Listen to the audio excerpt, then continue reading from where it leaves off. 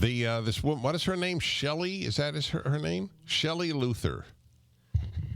So she's raised $300,000 on a GoFundMe page. I'm sure it's more by now. I think it's a great thing. I mean, if it weren't close to that, I'd be donating. But I could do more by publicizing her than I can by sending in my money. But I do. I send in money to a lot of these things, obviously. And I support that. When I'm on the show, I mean, I would be in line to get in there for a haircut. The statement of the judge to her shows you the decline of American morality and logic because of the left. The judge said you're selfish for opening your salon. And she said, I'm paraphrasing, no. Why is it selfish to want to feed my children and keep my employees employed? How could it be selfish to open up a salon? It's selfish if you force people into your salon. How could anything that's purely voluntary that you offer as a service, how is that selfish? Will somebody explain to me the judge's thinking? He's a Democrat, shockingly. So I don't expect clear thought. But this is an amazing statement to look at her and say you're selfish. A man who has his full salary tells a woman who has no salary, you're selfish. Do you understand the sick world of the left? And they portray themselves as the people who care about workers and the little guy. If you're a little guy and you vote Democrat, you're an idiot. You are an idiot. It's mind-boggling. We're living in a make-believe world. The judge's comments to this woman should go down in history. How dare you open up your hair salon, you selfish thing. I have my full salary, so I can say that to you. It's the party of empathy, the Democrats.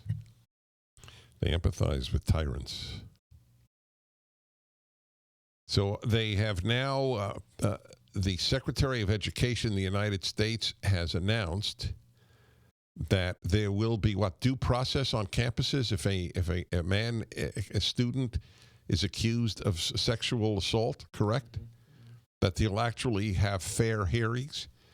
Joe Biden said the moment he's elected president, he will repeal it. Why would a young man vote for Joe Biden? Again, this is beyond belief.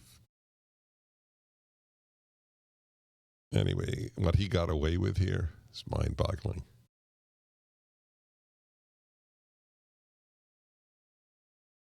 Yes, indeed. There's a guy who tweets out, he's obsessed with me. It's an amazing thing. I find these people, they're bored. They have an aimless life. So there's a guy who puts clips of my show on his Twitter.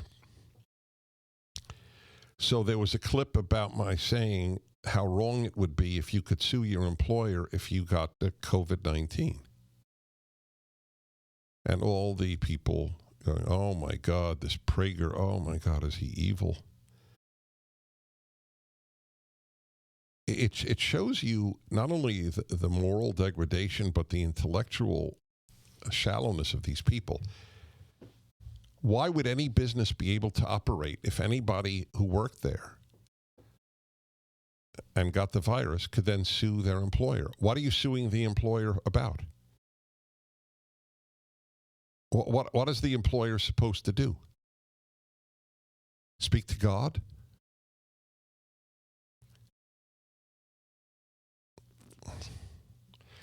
I don't know what went wrong in the life of a person who becomes a leftist.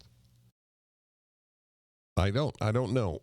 At what point, like the people, because I have my article up this week, it's probably the greatest mistake in history. And there's still reactions. Oh, really? The Holocaust is not a bigger mistake? Do you understand the shallowness of these people's responses? Or slavery was not a bigger mistake? Slavery was not a mistake. Holocaust was not a mistake. They were evils. You don't know the difference between mistake and evil? They don't. I learned how shallow the intellectual world was when I was in graduate school. My whole life I have known this. Read Intellectuals by Paul Johnson. You get an idea. And Intellectuals and another giant group in Hollywood, 200 celebrities and scientists, including Madonna and Robert De Niro,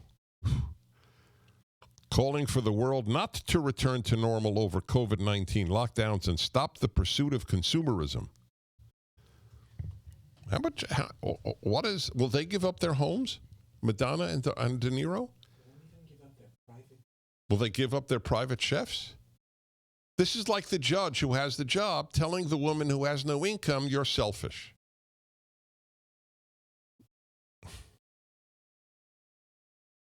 I'm telling you, it's a battle. It is a battle. It's a civil war. One side's really bad. Really, really, really bad. And not particularly bright. But of course, that's the beauty. They have some Nobel Prize winners, which is what I told you. The relationship between intelligence and wisdom is a zero. Big, fat zero. Some have it, some don't. These are people who have this utopian dream that communists have. We will have a world where people will write poetry all day. What is wrong with making money and being productive? They hate the word productivity. That's one of the things they condemn. We can no longer measure things by productivity. Anyway, this is a dress rehearsal for closing down the world for global warming. I told you that in the beginning. If you can order people to stop working because of a virus that kills tens of thousands, maybe 100,000, how much more so will you be able to close down society for something that is an existential threat, which they claim global warming is? They're saying so. They're flying in their jets to conferences to enforce that. Okay, we continue. The Dennis Prager Show, live from the Relief Factor Pain-Free Studio.